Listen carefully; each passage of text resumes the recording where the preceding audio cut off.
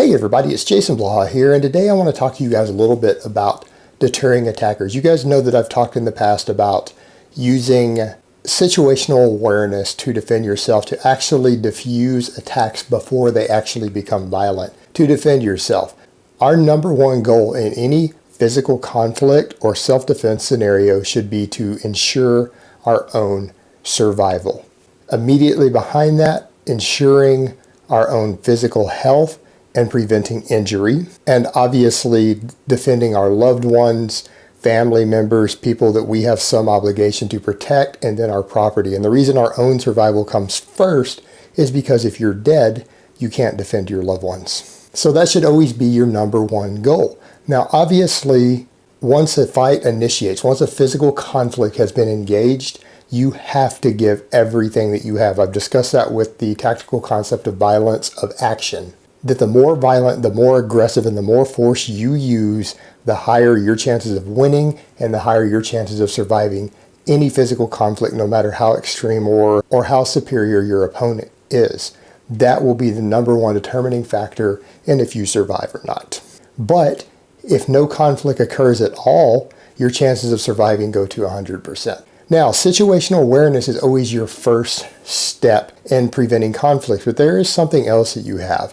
There is a form of deterrence out there that lets people know that you are too risky of a target to attack. And I'm going to discuss some of what I use here on the internet and what I use in day-to-day life to facilitate this. Because the truth is, I know because of my own mindset, my own demeanor, when confronted in a physical conflict, I'm going to go from 0 to 100 immediately. So it's in my best interest, because I like to avoid court if possible, to completely avoid all conflicts, because I know that I'm going to shoot someone who I feel is a physical threat to me, and I'm not just going to shoot them one time. So to avoid that, I like to use deterrence strategies, not just situational awareness, which again, you guys can check out the video I did on that, but actual deterrence. And this can come in a lot of ways. The way that I do here on the internet is just one example. It's a small example because I'm a public figure. I get a lot of threats. I get other people who want to fight me, want to attack me. Because I put out a certain mindset out there, people don't know if I'm crazy or not. They don't know if I'm actually apeshit nuts or if I'm putting on a front or an act. But what they do know is that I have publicly stated that I will shoot anyone who attacks me. They also know that I have a lot of weapons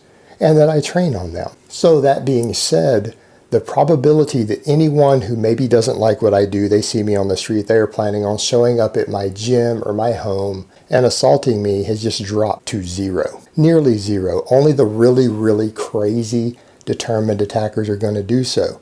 Any of the various YouTubers and public figures who said, oh, they're going to knock me out or hit me or whatever it is that they do, the chances that any of them are going to even consider it now has dropped to 0. Because even if they think there's only a 1 in 10 chance that I'm going to do it, if they think there's a 90% chance I'm bluffing, nobody wants to hit somebody bad enough that they're willing to take a 1 in 10 chance that they're going to die for it right there as an immediate result. Nobody wants to take a 1 in 10 or a 1 in 5 chance that I'd actually do it because they know I'm strapped. They know I know how to use a weapon. They know that I'm proficient with my weaponry and that I have an aggressive mindset with them.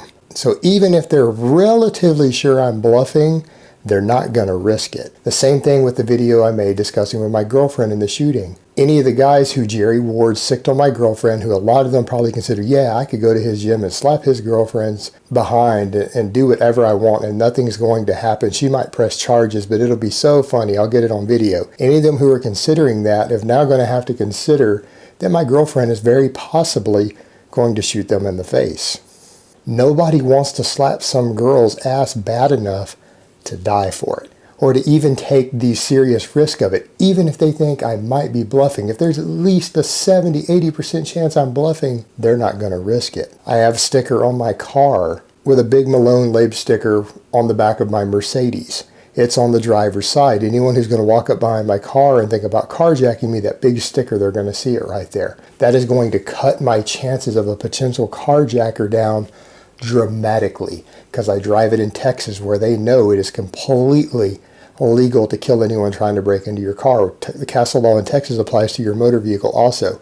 They know they can legally be shot here for that. And the person will be found innocent if they can prove the person was trying to break into or steal their car. That's the only evidence they need to kill them here.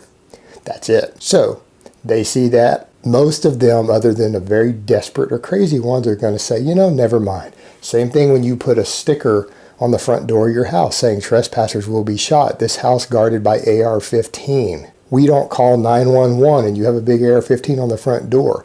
You just dramatically lowered the chances that a burglar is going to select your house. Deterrence can prevent attacks. They can prevent conflicts from even happening. It is a very viable strategy, not just on the personal level, but on the military level, on the group level. Same thing. No one goes into a police department who wants to kill a cop and walks in the front door and tries to hit the whole police department. No, they go catch a single police officer alone. They're not walking in there. They don't walk into the SWAT building where the guys all have machine guns and body armor. So someone said in a comment, Jason, you seem like the type of guy who would similarly take a whole battalion of tanks to a medieval jousting match. And the answer is yes, I would.